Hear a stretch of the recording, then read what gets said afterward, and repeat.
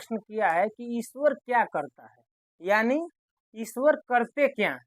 तो मित्रों, इसी प्रसंग में बात करेंगे। सीधे शब्द में अगर कहा जाए तो ईश्वर के बारे में कहा गया है कि पर्वत को राई करे, राई पर्वत हो। ईश्वर जो है अगर चाहे तो इतने से राई यानी तिनके को वो चाहे तो पर्वत बना सकते हैं, अगर वो चाहे तो उस पर्वत को जो है राई कर सकते हैं। ईश्वर बहरे व्यक्ति को सुनाई देने लगेगा, गूंगा व्यक्ति बोलने लगेगा, अंधा व्यक्ति जो है देखने लगेगा। वह ईश्वर है। अरे ये तो बहुत कम ही है। ईश्वर अगर चाहें तो आप जो है आंख से सुन सकते हैं, कान से देख सकते हैं, बालों से जो है खा सकते हैं, यानी ईश्वर समर्थवान है। ईश्वर समर्थवान है, वो कुछ भी कर सकता है।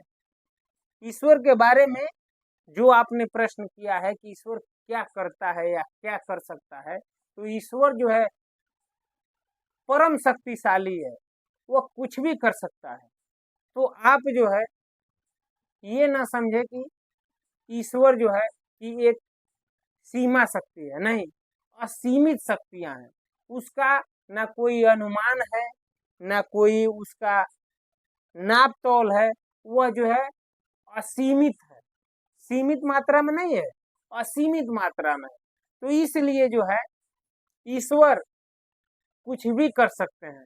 तो इसलिए हमें कभी भी, चाहे जो भी ये संसार जब से चल रहा है, इसमें आस्तिक नास्तिक दो तरह के व्यक्ति हमेशा पाए गए हैं, लेकिन कहीं ना कहीं ईश्वर इस पूरे विश्व को, इस पूरे ब्रह्मांड को जो है अपने शक्ति से प्रकाशित किए हैं, और उन्हीं की शक्ति से यह संसार चल रहा है, भले ही कोई माने या न माने।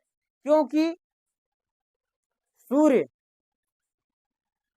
और चंद्रमा अपने आप नहीं हो सकता, रात और दिन अपने आप नहीं हो सकता, बारिश गर्मी सर्दी ये अपने आप नहीं हो सकता, परिवर्तन होता है। परिवर्तन करने वाला भी कोई है, आज जो वो कोई है उसी का नाम ईश्वर है। हमारे घर में अगर गर्मी होता है तो हम फैन चलाते हैं, एसी चलाते हैं। जब ठंडी आती है तो हम जो है गरम हीटर चलाते हैं, फैन को बंद कर देते हैं, मोटे मोटे कपड़ा जो है पहनते हैं। तो ये अपने आप नहीं होता है, मनुष्य स्वयं करता है। उसी तरह ये संसार में, इस प्रकृति में जो भी टाइम टाइम से जो है बदल रहा है, इसके पीछे जो है कोई बदलने वाला है, अपने आप कुछ भी नहीं होता, उसी का नाम ईश्वर है। और आपने जो प्रश्न किया था कि ईश्वर क्या कर सकता है, तो ईश्वर जो है कुछ भी कर सकता है, समर्थवान है। ईश्वर समर्थवान है, वो कुछ भी कर सकता है। कुछ लोग कहते हैं कि ईश्वर को देखा नहीं जा सकता, बिल्कुल गलत बात है। अगर अगर ये कोई कहे तो ये समझिए कि वो ईश्वर को मानता ही नहीं है, वो जानता ही नहीं है। अरे तुम नहीं देख सकते हो, अगर वो चाहे तो तुम देख सकते हो।